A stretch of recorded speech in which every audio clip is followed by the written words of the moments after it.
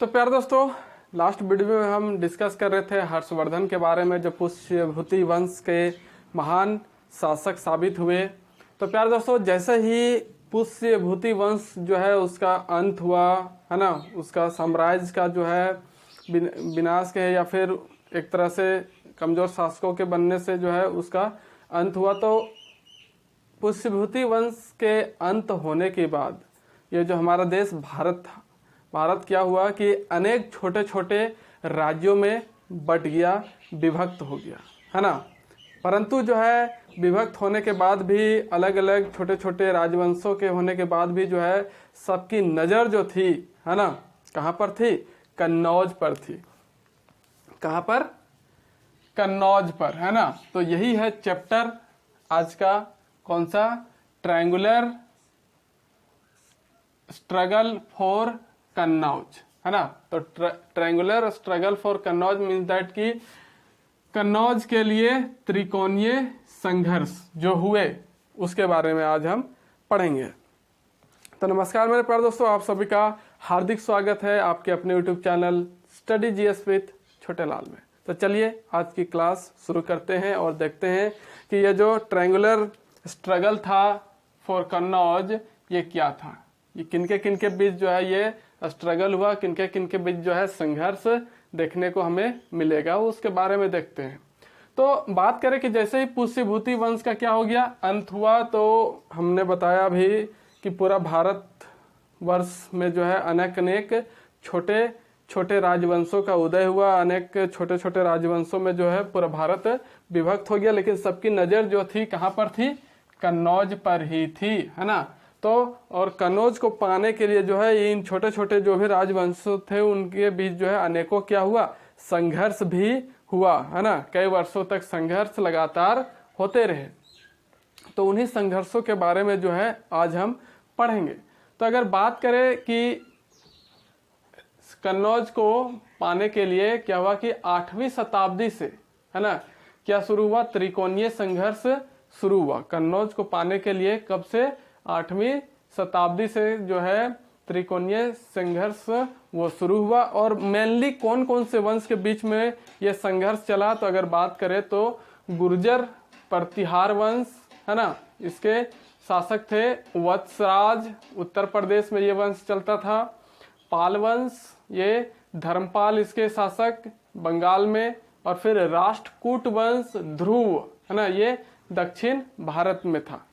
दक्षिण भारत में राष्ट्रकूटों का शासन चल रहा था और बंगाल में पाल वंश का शासन चल रहा था। और फिर उत्तर प्रदेश में गुर्जर प्रतिहार का जो है शासन चल रहा था।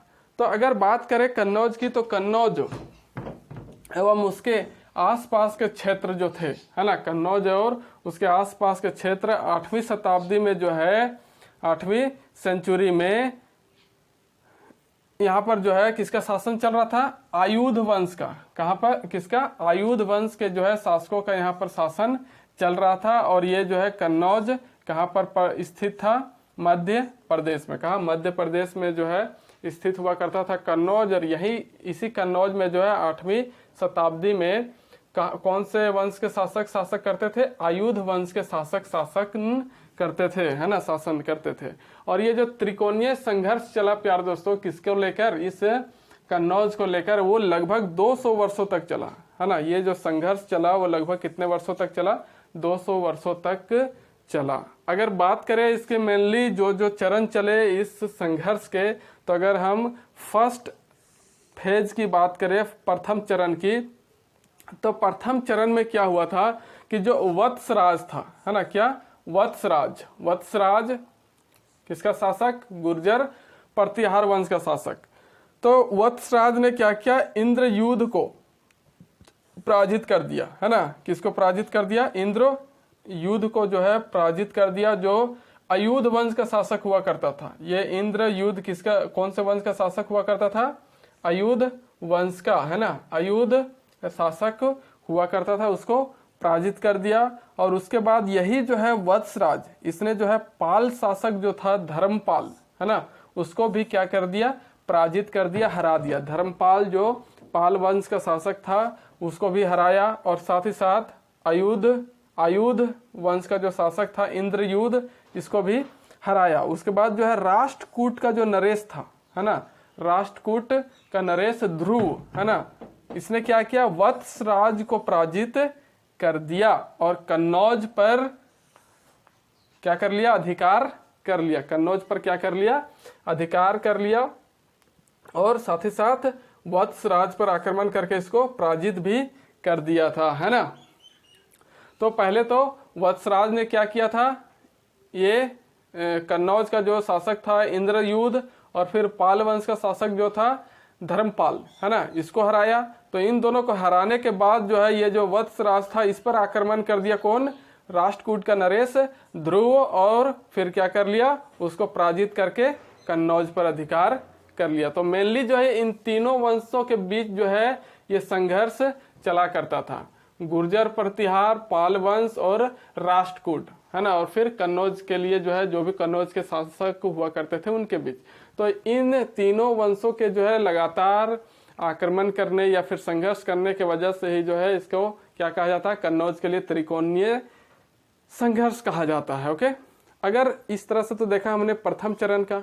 अगर बात करें हम द्वितीय चरण की, second phase of triangular struggle of Kannauj, तो इसमें जो है केवल और क्या हुआ कि प्रतिहार वंश और पाल वंश के जो शासक हुआ करते थे उनके बीच संघर्ष देखने को मिलता है ना। किसके किसके बीच, केवल प्रतिहार वंश और पाल वंश के शासकों के बीच जो है संघर्ष हुआ।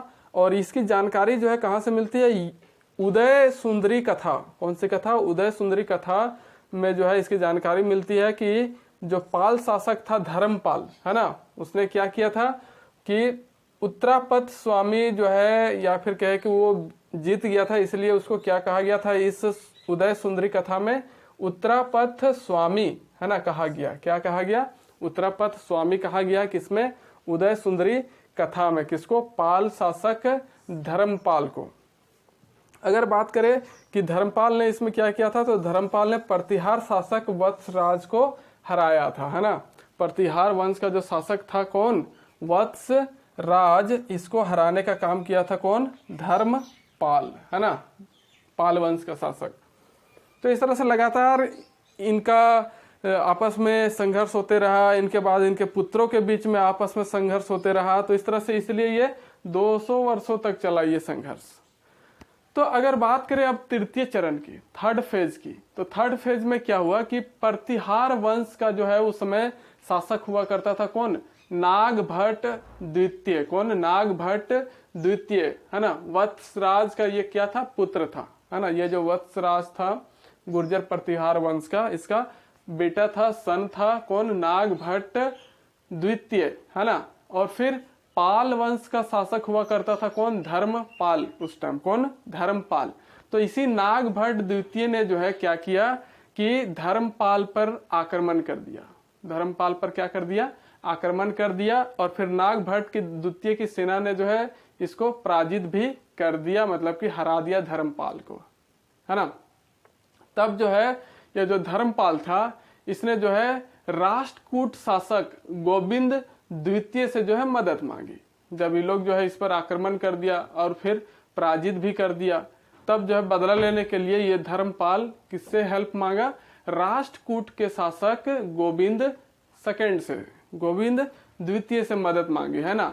तो इस बात का जो है जानकारी हमें फिर किससे मिलता है, सजन ताम्रलेख से। किससे, सजन ताम्रलेख से जो है इसकी हमें जानकारी देखने को मिलती है।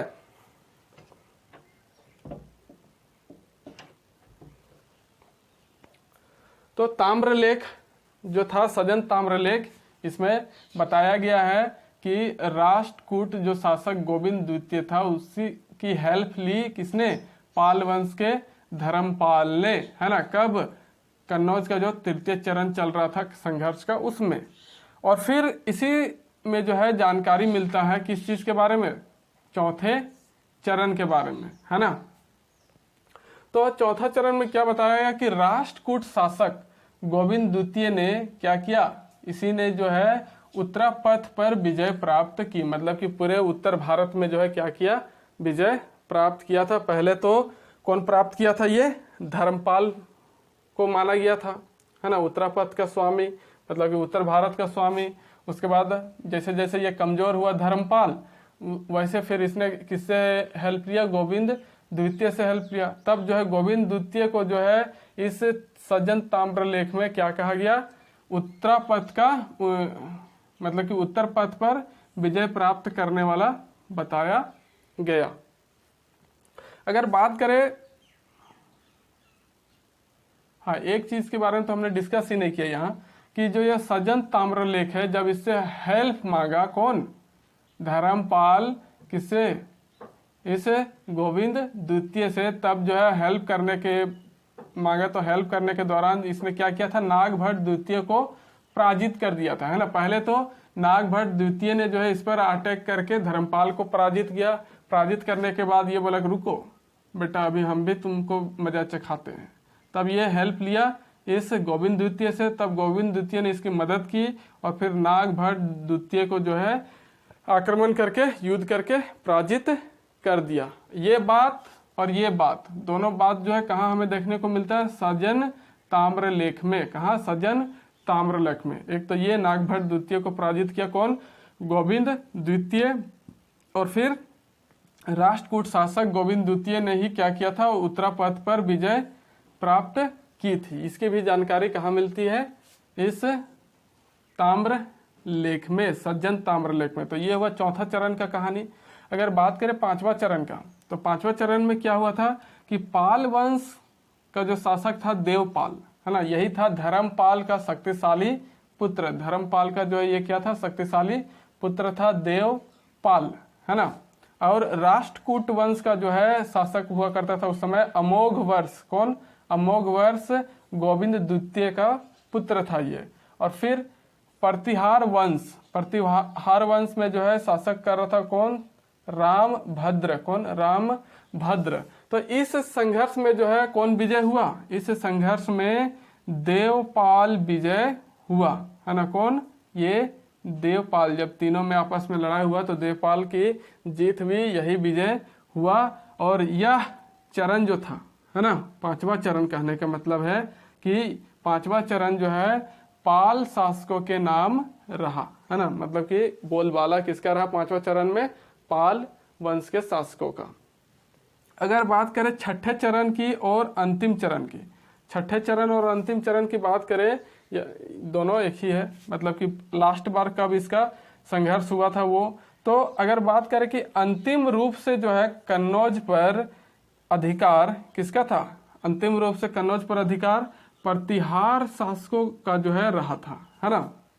और प्रतिहार शासक कह सकते हैं, या फिर प्रतिहारों में जो एक महानतम शासक हुआ करता था प्रतिहारों का, वो कौन था, एक मिहिर भोज। कौन, मिहिर भोज, है ना।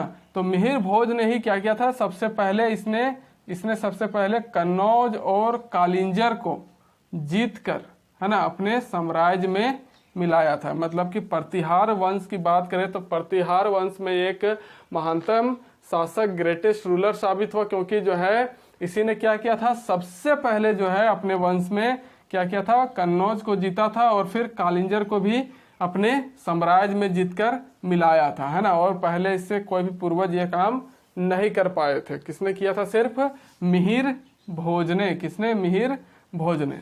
और बाद में मिहिर भोज जो है वो किससे हार जाता है, तो वो हारता है पाल शासक देवपाल से, और राष्ट्रकूट शासक कृष्ण द्वितीय से जो है ये पराजित हुआ था। कौन, ये मिहिर भोज, है ना। तो इस तरह से ये कन्नौज के लिए जो त्रिकोणीय संघर्ष चल रहा था प्यारे दोस्तों, इसके बारे में हमने देखा और जाना और सारी चीजें पढ़े। तो अगर आपको कुछ समझ में नहीं आया या फिर दिक्कत है कहीं, तो जरूर कमेंट बॉक्स से पूछने का काम कीजिए। कोई कमेंट करके तो पूछते नहीं है प्यारे दोस्तों, फिर भी मैं आप लोगों से कहता हूँ। तो चैनल में नए हैं तो जरूर से चैनल को लाइक कीजिए, शेयर कीजिए और सब्सक्राइब करके बेल आइकन को भी एक्टिव कर लीजिए। तो प्यारे दोस्तों चलिए मिलते हैं नेक्स्ट वीडियो में, तब तक के लिए नमस्कार, जय हिंद, जय भारत, जय झारखंड।